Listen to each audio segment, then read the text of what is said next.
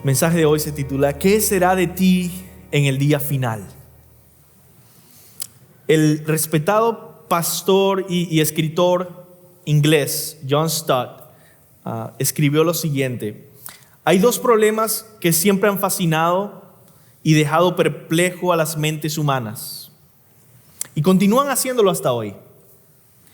El primer problema se relaciona con lo que sucede después de la muerte.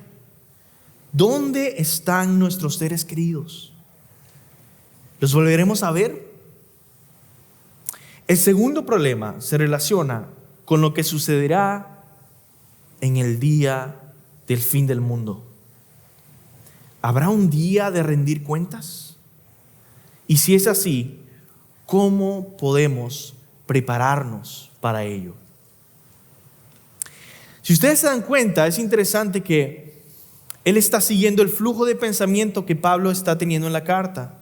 Porque el primer problema, que es el de la muerte, ¿qué pasará con nosotros cuando morimos?, lo tocamos en la sección del pasaje de la semana pasada. Y el segundo problema lo vemos el día de hoy y lo consideraremos el día de hoy. ¿Qué sucederá el día en que toda la historia humana en esta tierra llegue a su fin? ¿Qué pasará el día en que Dios descienda de su trono a juzgar las naciones? ¿Qué pasará el día que nuestro Creador y perfecto juez nos pida cuentas? ¿Cómo podemos prepararnos para ese día? El mundo hoy en día está totalmente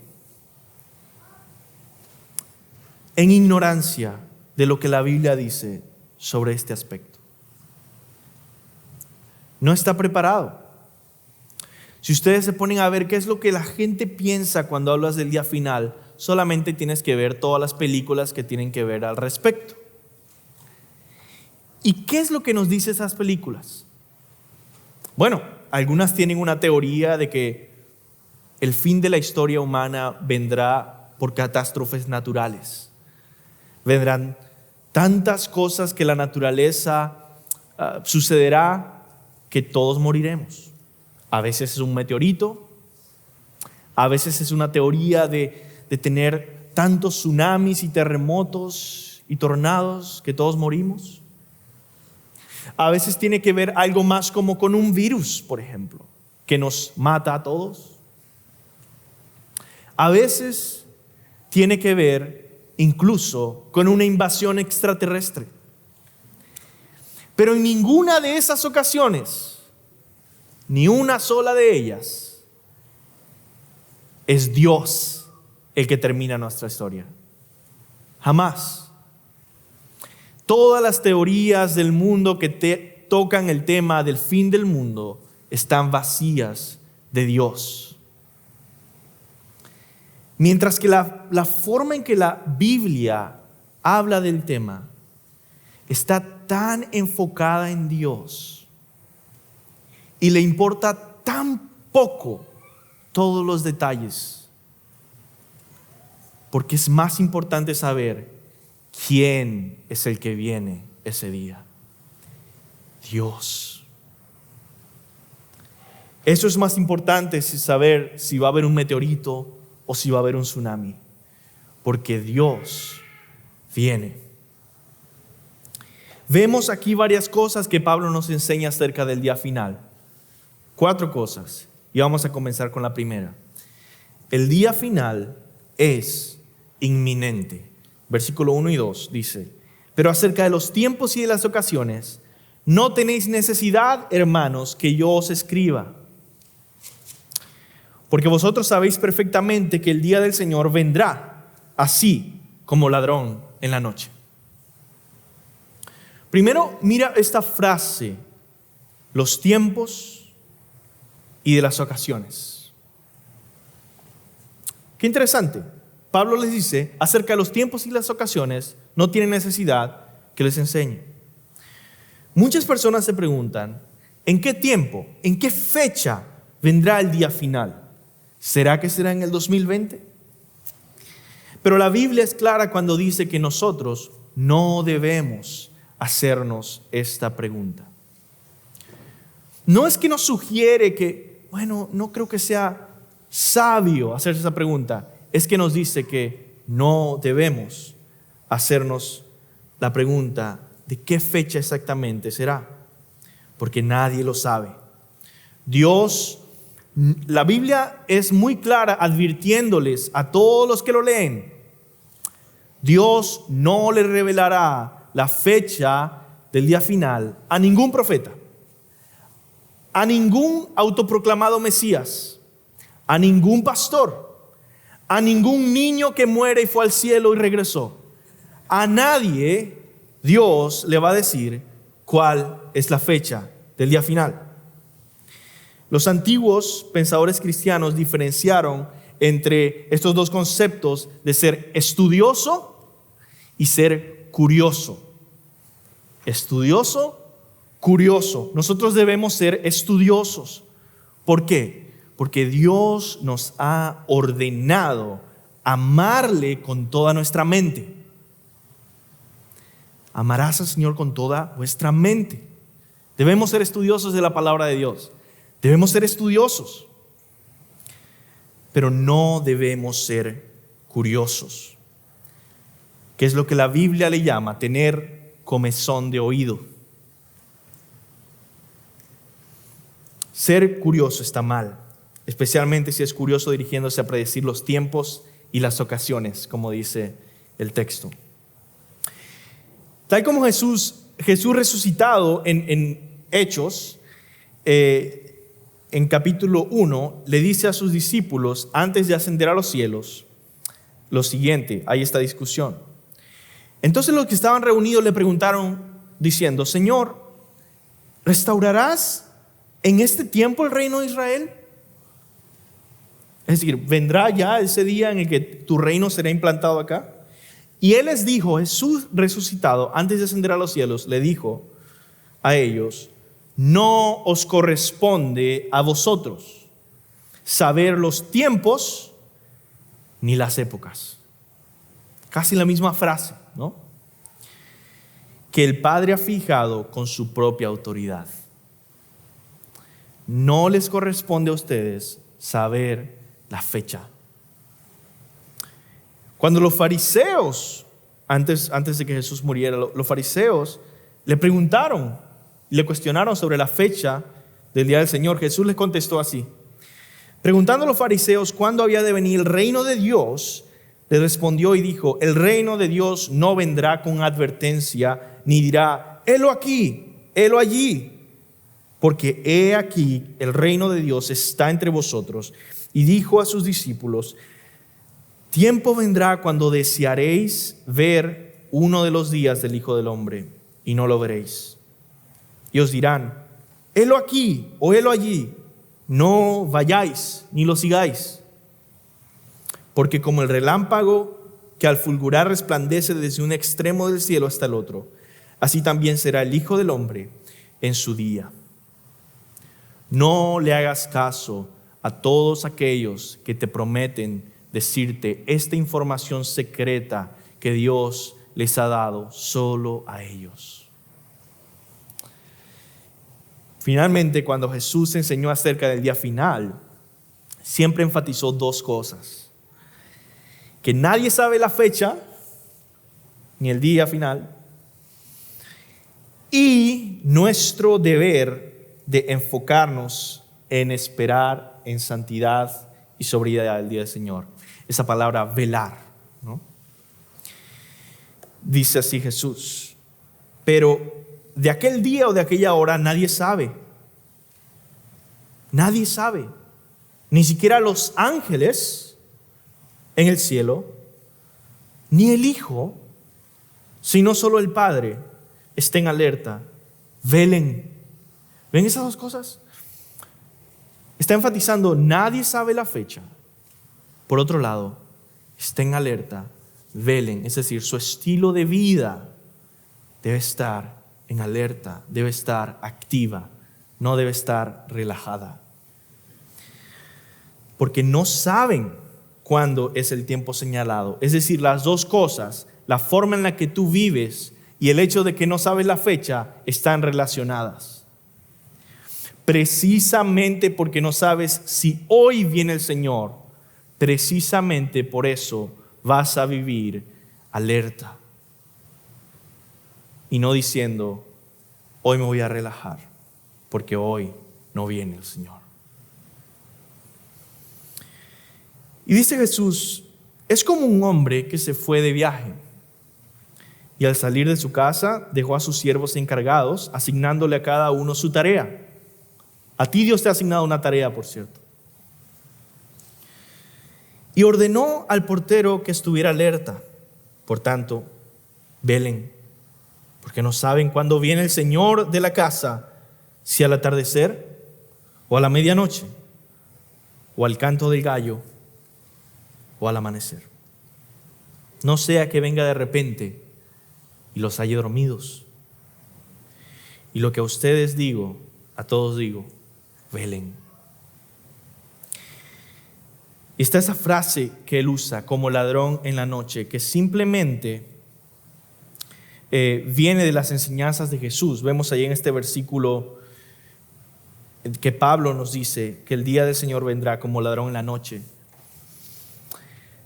La lección de esta frase de como ladrón en la noche es que Dios nos quiere decir que debemos estar listos para la venida de Cristo en cualquier momento.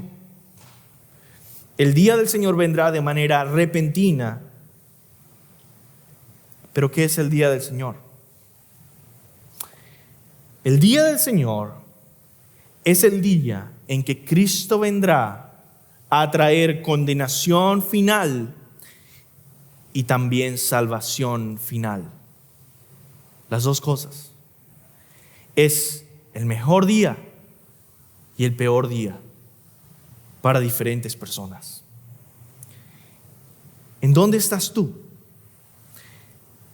¿Qué será de ti en el día final? Vamos al segundo punto en el que vamos a profundizar en esto del día final.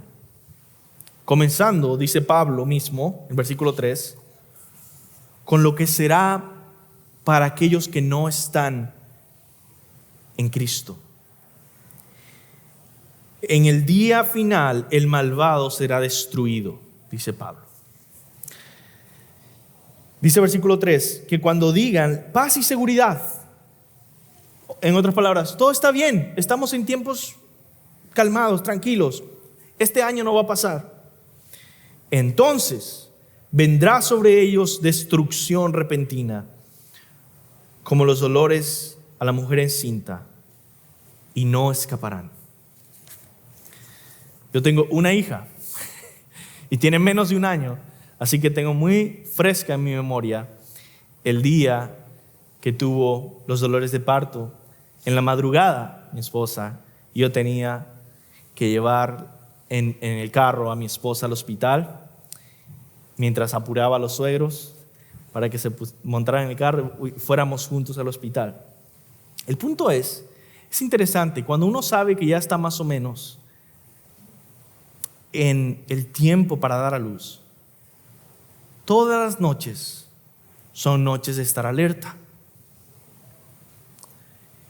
Uno se prepara, uno tiene sus mochilas, ¿no?, lista para ir, todo lo que va a necesitar en el hospital, todas las cosas que va a necesitar cuando salga del hospital, los snacks que vas a necesitar para todas las horas que vas a estar en el hospital, todo lo que quieras hacer.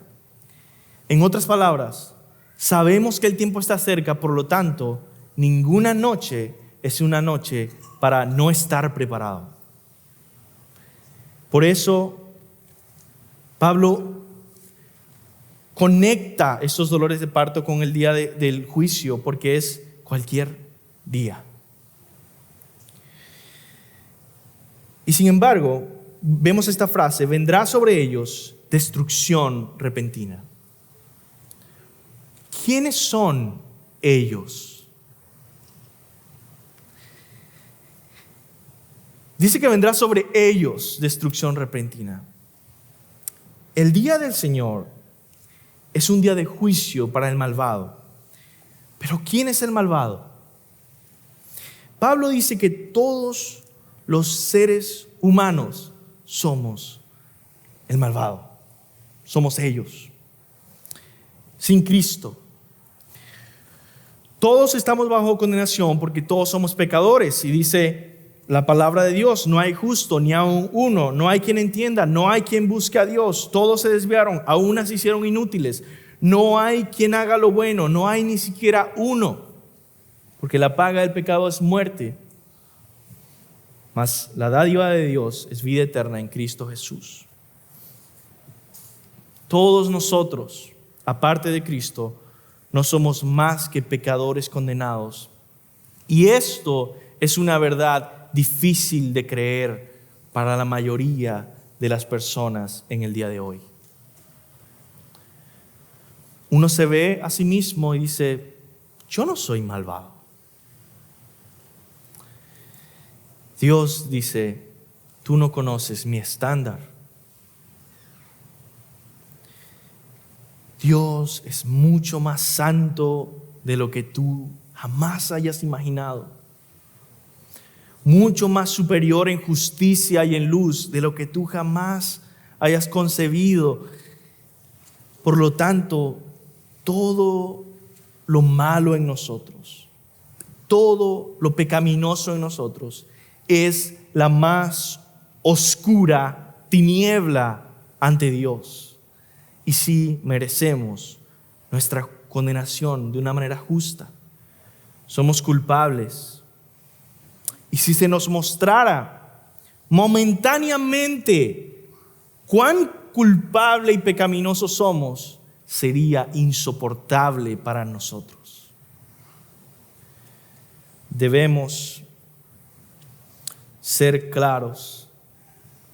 El mundo debe regresar al temor del Señor. El día de la ira y condenación se acerca y cualquiera que se encuentre en sus pecados morirá. La pregunta entonces es, si tú eres una niña, si tú eres un niño, si tú eres un adulto, si tú eres un miembro de la iglesia o eres un visitante, ¿tus pecados han sido perdonados? ¿Tienes un Salvador? ¿Cómo sabes?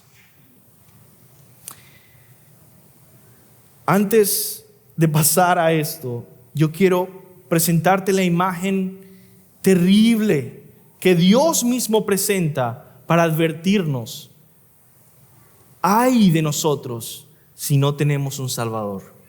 Isaías 13, 6 al 9 dice, giman, porque cerca está el día del Señor, vendrá como destrucción del Todopoderoso.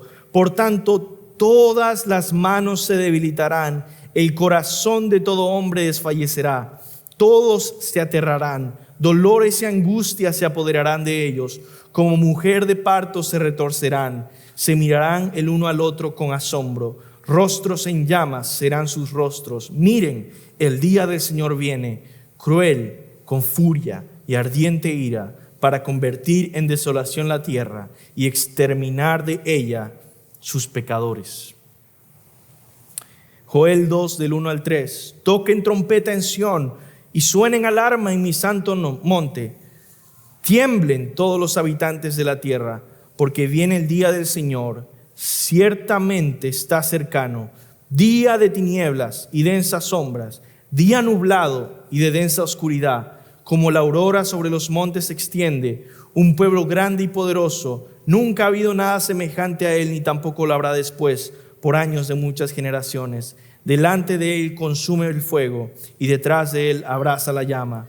Como el huerto del Edén es la tierra delante de él, y detrás de él un desierto desolado, y de él nada escapa. Si aún te encuentras en tus pecados, si aún no rindes tu vida a Cristo, si aún no te has comprometido a seguirle como tu Señor y Salvador, déjame decirte que pronto, muy pronto, toda esta vida que estamos acostumbrados a vivir se acabará. Y solo quedará una existencia de profundo vacío, dolor, vergüenza, culpa, oscuridad y soledad para aquellos que no han ido a Cristo. Por lo tanto, ¿por qué has de perecer? ¿Por qué has de morir? ¿Por qué ser condenado cuando tienes frente a ti al Salvador, la salvación ofrecida gratuitamente a Cristo crucificado, diciéndote: sígueme, tus pecados te son perdonados? ¿Por qué decirle no?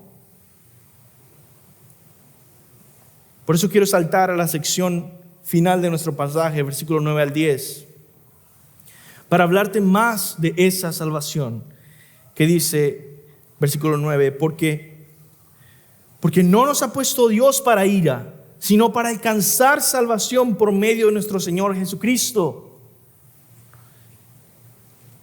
quien murió por nosotros, para que sea que velemos o durmamos, vivamos juntamente con Él, por lo cual animaos unos a otros y edificaos unos a otros, así como lo hacéis.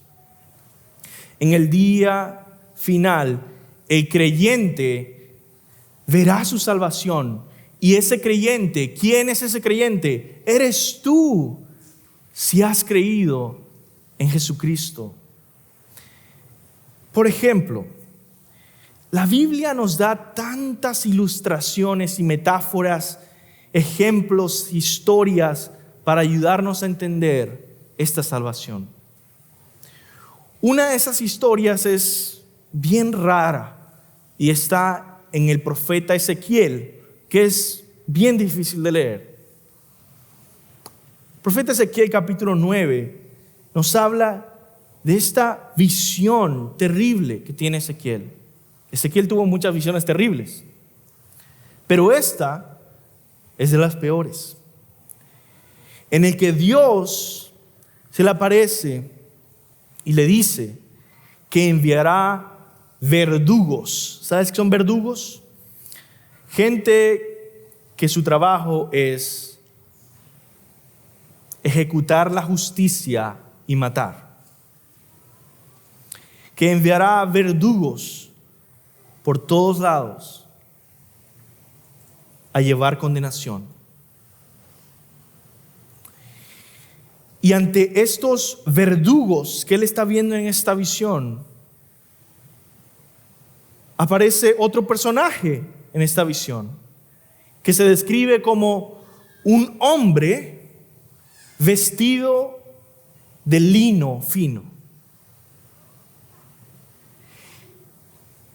Y Dios le dice a Ezequiel: esos verdugos irán y no tendrán compasión de nadie y no verán nada, sino que destruirán.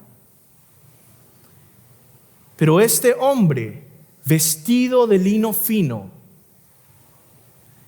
irá por mi pueblo, y a algunos les pondrá un símbolo en su frente. Ese día en el que los verdugos vayan, ellos serán rescatados, los que tengan el símbolo en la frente. Vamos a ir a otra visión, no es una visión, es un suceso en el Antiguo Testamento que también ilustra la salvación. Y es el suceso del Éxodo, que es mucho más conocido, las 10 plagas de Egipto.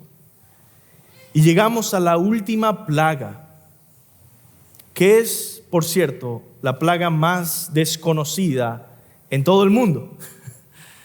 La gente se acuerda de diferentes plagas, de los sapos y de las llagas y del granizo y fuego, pero el mundo no recuerda la última plaga.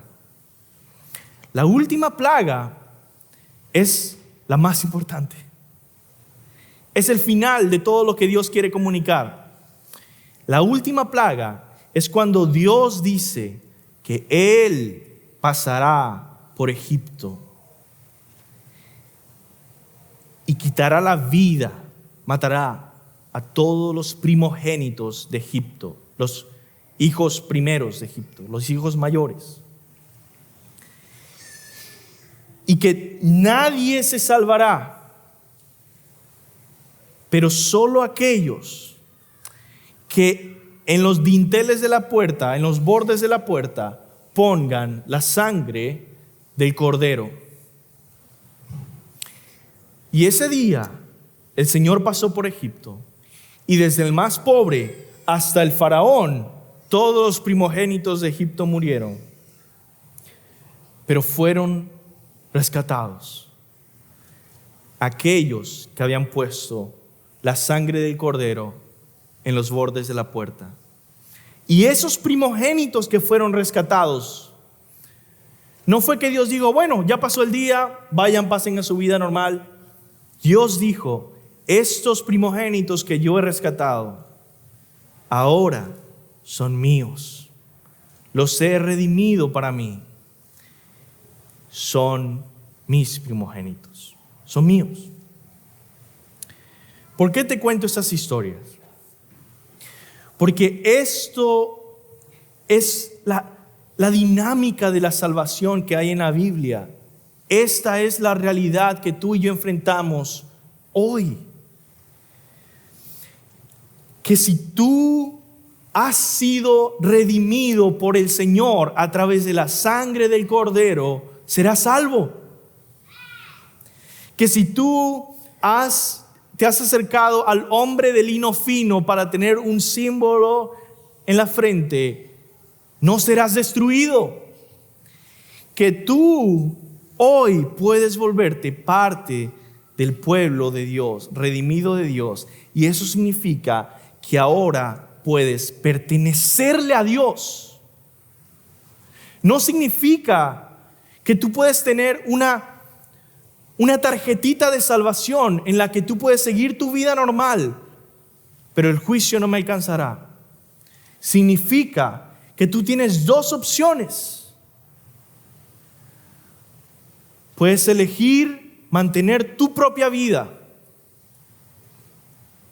y recibir juicio y llevar tus pecados y tu condenación. O puedes elegir perder tu vida y ser vendido y ser posesión redimida de Dios. Y decir, como todos los cristianos dicen, mi vida no me pertenece, ya no vivo yo, mas Cristo vive en mí. Yo le pertenezco a Él, yo soy de Él, yo he sido comprado por sangre, redimido para Él. Y Él puede darte una identidad que tú no conoces. Él puede darte un propósito y un futuro que tú no conoces. Él puede darte planes que tú no conoces. Así que, ¿qué elegirás el día de hoy? ¿Tu vida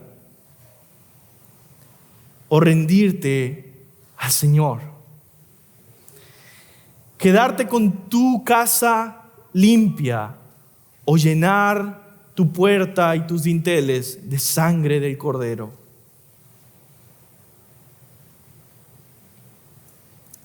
¿Has sido comprado y redimido por la sangre de Cristo? ¿Le perteneces al Cordero que fue inmolado? ¿Cómo serás salvo del juicio que se está acercando? ¿Cómo serás salvo del día que el Señor venga y destruirá todo, menos a sus elegidos? ¿Cómo serás salvo el día que los verdugos salgan y todos serán destruidos, menos aquellos que son del Señor? En ese día, ¿cuál es tu esperanza? ¿Quién es tu Salvador? ¿Dónde se encuentra tu paz? Y yo quiero hablar ahorita a toda la gente que ha vivido por tantos años en la iglesia. ¿Quién es tu Salvador? ¿Dónde se encuentra tu paz? Debemos desechar toda la confianza que nosotros tenemos, toda la esperanza que nosotros tenemos, toda la seguridad que nosotros tenemos en que somos miembros de la iglesia, o en que ofrendamos, o en que leemos la Biblia, y en que eso me da confianza ante el juicio venidero, que yo vine a la iglesia,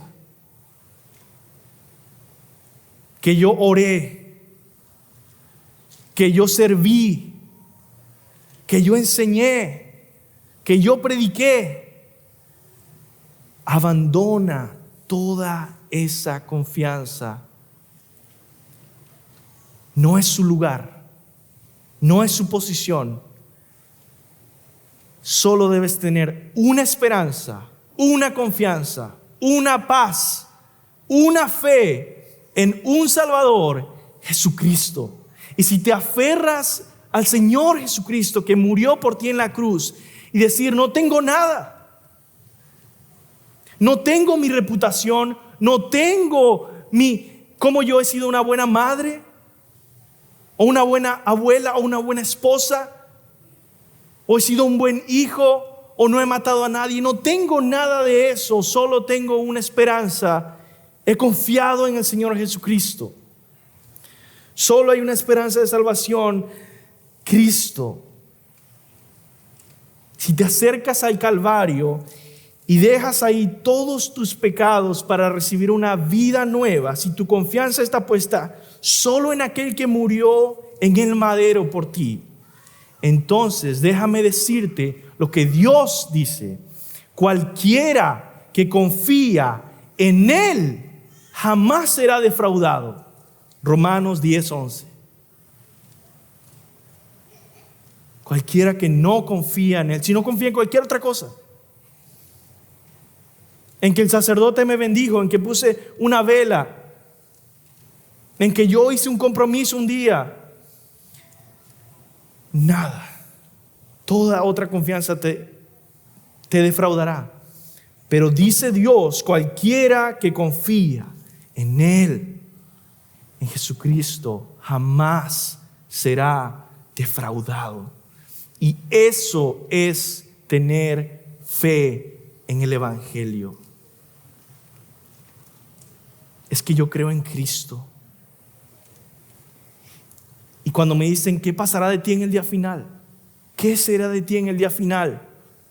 Tú has pecado, tú has fallado a Dios, tú has tomado, tú has decepcionado personas, tú has dañado personas.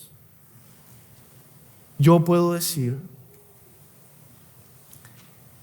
no tengo ninguna otra esperanza de que yo he confiado en Jesucristo para mi salvación y yo le pertenezco a Él. Y ¿sabes qué? Yo confío en que en ese día cualquiera que confíe en Él jamás será defraudado. No es por mi justicia, no es por mi obediencia, es por mi Salvador. Eso es el cristianismo. Y por eso terminamos con el mandato que va casi en el medio de nuestro pasaje, que es versículos 4 al 8. Que es creyendo en ese evangelio que el Señor nos guía a esperar su venida de una manera específica. Esperar el día final debe hacernos velar y ser sobrios. Dice: vosotros sois hijos de la luz y del día, dice el versículo 5. Quiere decir, luz implica que somos hijos de Dios. Vivimos en la época de luz, como gente que ha creído en Él y le pertenece a Él. Por tanto, no durmamos como los demás, sino velemos y seamos sobrios. Velar y ser sobrios puede traducirse como vigilar y vivir controladamente, o estar alerta y tener dominio propio. ¿Cuál es el punto de estos mandamientos? ¿Qué significa velar o estar alerta? Significa que debemos vivir como vigilantes, guardando que nuestra fe sea solamente en Jesucristo, que no seamos distraídos, que no nos dejemos llevar a otro lado. Somos como los vigilantes del antiguo Israel.